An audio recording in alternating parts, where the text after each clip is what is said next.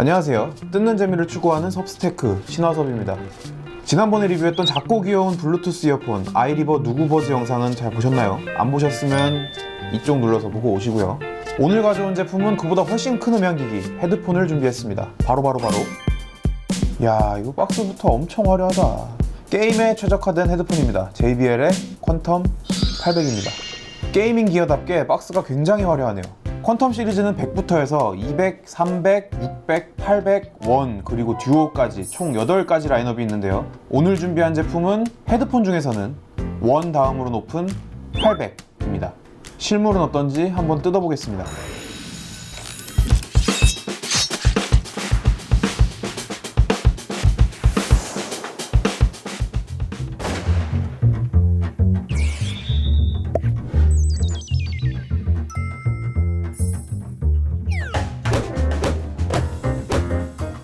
제일 먼저 눈에 띄는 거는 일반적인 헤드폰에선 볼 수 없는 이 마이크예요. 헤드셋이라고도 하죠. 디스코드와 같은 실시간 음성 채팅 프로그램을 통해서 멀리 떨어진 사람과 대화를 하면서 게임을 즐길 수 있습니다. 팀 단위 빠른 전략을 필요로 하는 게임이나 서로 다른 공간에서 게임을 해도 PC방 옆자리에서 게임을 하는 듯한 느낌을 주기 때문에 게이머들에게는 필수 아이템이죠. 역시 게이밍 기어답게 굉장히 화려하네요. 게이밍은 뭐다? RGB 조명이다. 양쪽에 LED가 빛나는데 1600만 가지가 넘는 색상이 구현된다고 해요. 이거 대단한 것 같긴 한데 어차피 이건 나한테 안 보이잖아. 이거 가죽 맞지? 이어패드는 가죽이 메모리 폼을 감싸고 있어 굉장히 부드럽고 푹신합니다. 장시간 착용해도 피로감이 적을 것 같아요. 여기까지는 일반 게이밍 헤드셋과 다를 바 없는데 이제부터 비장의 무기 들어갑니다. 바로 액티브 노이즈 캔슬링이 된다는 점입니다. 최근 에어팟 프로나 갤럭시 버즈 프로 같은 블루투스 이어폰으로 노이즈 캔슬링 기능을 써본 분들 많으시죠? 사실 액티브 노이즈 캔슬링은 헤드폰에서 먼저 활용됐습니다. 전차 승무원들이 시끄러운 환경에서도 소리를 잘 듣게 하기 위해서였죠. 그래서 한때는 노이즈 캔슬링 하면 보스나 소니의 헤드폰을 떠올리는 분이 많았죠. 그런데 이 친구들의 문제는 너무 비싸다는 거죠. JBL 퀀텀 800은 액티브 노이즈 캔슬링과 DTS도 지원되고 가상 서라운드 기술까지 게임에 몰입할 수 있는 요소는 다 갖추고 있으면서도 가격은 24만 9천원. 오픈마켓을 잘 뒤져보면 좀 더 싼 가격에도 살 수 있어요. 제가 리뷰를 위해 일주일 넘게 실사용해봤습니다. 일단 노이즈 캔슬링은 이런 기능이 있다 수준인 것 같습니다. 제가 사용 중인 에어팟 프로와 비교하자면 참고로 에어팟 프로가 더 비싸요. 에어팟 프로 같은 경우는 노이즈 캔슬링을 켰을 때 주변이 벽으로 둘러싸여져 단절되는 느낌이 들고 소음을 상쇄시키는 능력이 뛰어난데 퀀텀 800의 경우에는 노이즈 캔슬링이 되긴 되는데 이게 벽이 쳐진다기보단 얇은 종이가 생기는 느낌? 옷가게에서 탈의실에 들어가는 느낌? 분명 조용하긴 한데 물론 음악과 함께 들으면 외부 소음이 잘 안 들리긴 합니다. 근데 이게 헤드폰 자체의 차폐성 때문인지 노이즈 캔슬링 때문인지 구분하기가 좀 애매한 수준이에요. 아무래도 이동하면서 쓰는 게 아니라 게임용, 실내에서 주로 쓰는 제품이다 보니까 노이즈 캔슬링을 강하게 하지 않은 것 같은데 일반적으로 봤을 때는 노이즈 캔슬링이 있다라는 것에 의의를 두는 거지 노이즈 캔슬링에 기대를 하고 제품을 구매하기엔 무리가 있을 것 같습니다.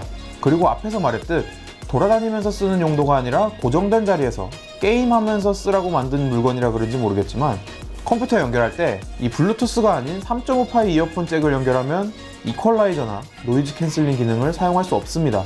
대신 배터리 충전이나 따로 전원을 켤 필요도 없어요. 불도 안 들어옵니다. 게이밍은 뭐다? RGB 조명이다.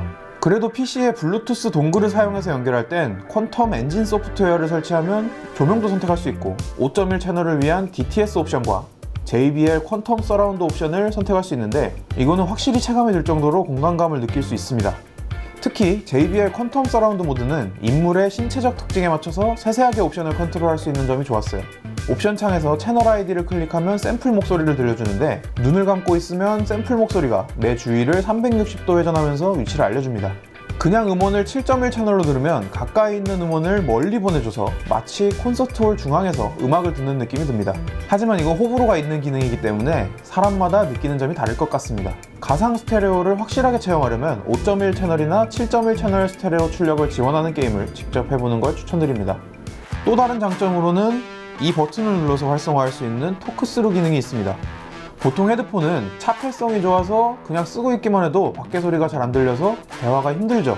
이럴 때마다 헤드폰을 벗는 건 굉장히 귀찮고요. 근데 토크스루 기능을 켜면 헤드폰을 벗지 않고도 바깥의 소리를 살짝 증폭시켜서 들려주기 때문에 귀찮게 헤드폰을 벗지 않고서도 간단하게 대화를 나눌 수 있는 점이 좋습니다. 대신 에어팟 프로처럼 노랫소리랑 바깥소리를 같이 들려주는 건 아니고 바깥소리만 들려줍니다. 이 무게는 처음에는 괜찮은데 오래 착용하고 있으면 살짝 거슬릴 정도의 무게입니다. 그래도 이 무게감 덕분에 양쪽 귀를 꽉 눌러주는 느낌이 들어요. 특히 집중이 필요한 게임을 할 때 도움이 될 것 같아요.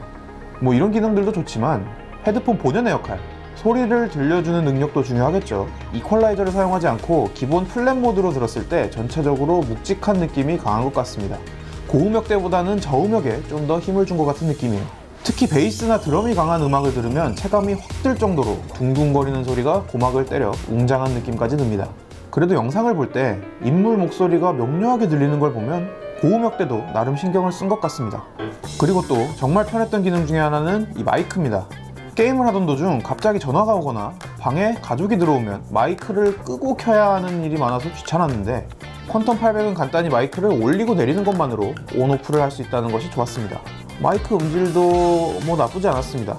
이거 쓰고 지하철에서 음악 들으면서 통화하면 멋지겠는데? 그럼 간단히 결론을 내려볼까요?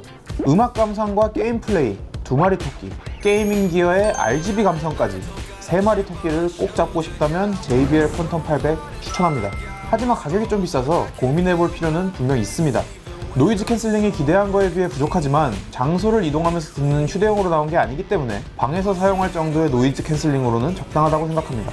더 강력한 노이즈 캔슬링 성능을 가진 헤드폰들이 50만원에서 60만원을 넘어가는 걸 생각하면 이 가격대에 액티브 노이즈 캔슬링이 된다는 점만으로도 훌륭하죠.